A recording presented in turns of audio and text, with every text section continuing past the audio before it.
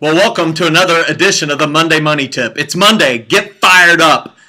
You have a whole week in front of you to change your money situation, and I'm honored to be a part of it. Hi, my name is Joseph Sango, and I'm the founder of I Was Broke, Now I'm Not. And it's an organization that is committed to helping you win with your money and accomplish far more than you ever thought possible so you can live a fully funded life.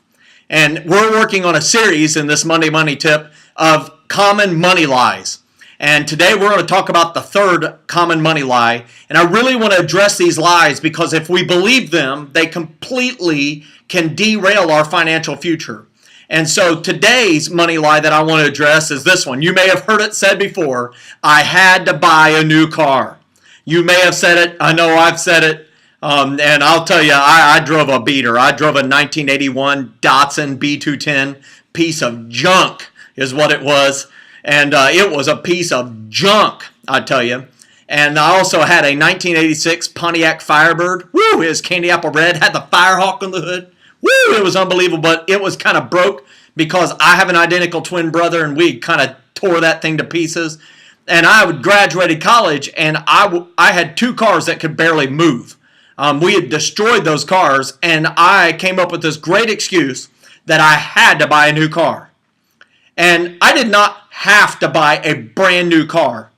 But my twin brother had just bought one, so I felt like I needed one and deserved one. So I went down and I bought myself a brand new car, brand new, with no plan and no money. I even financed the sales tax.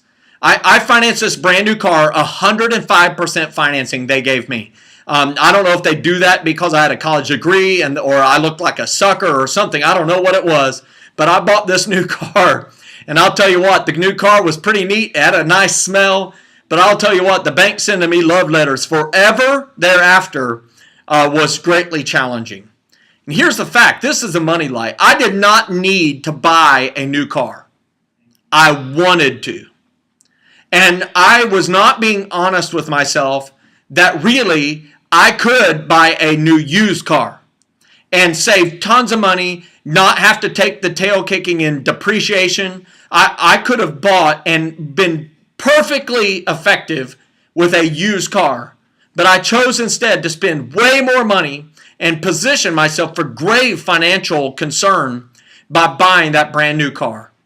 And here, listen, I have nothing against brand new cars, nothing against them, but I do have something against people that buy a brand new car and finance it forever. And people saying, my car broke down, so I had to buy a new car. And when you look at it, they had a transmission fail in a car. It was going to cost them $2,000, and their car would have been just fine for years. And instead, they go spend $27,000 on a new car.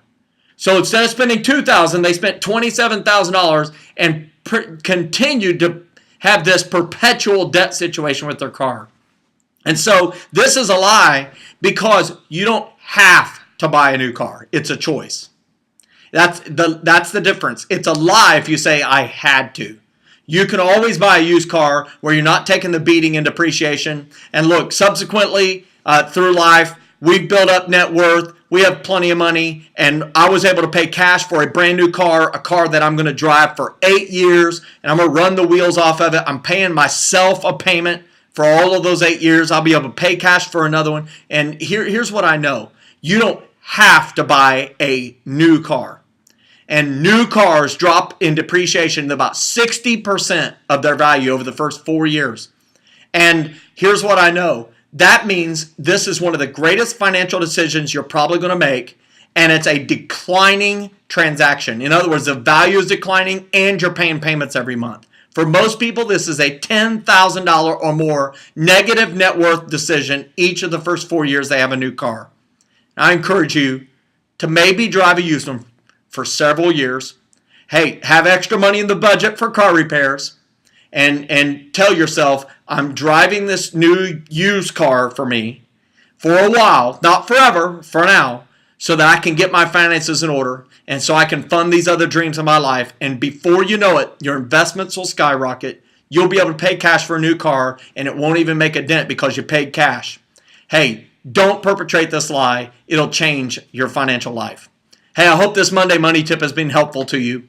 I encourage you to check us out at mondaymoneytip.com. There's some social sharing links there, and we would be so honored if you would share it with your friends and family and those you have influence over. It would help us transform the way our nation manages finances, and we're so grateful. Hey, it's Monday. Go serve someone and get fired up.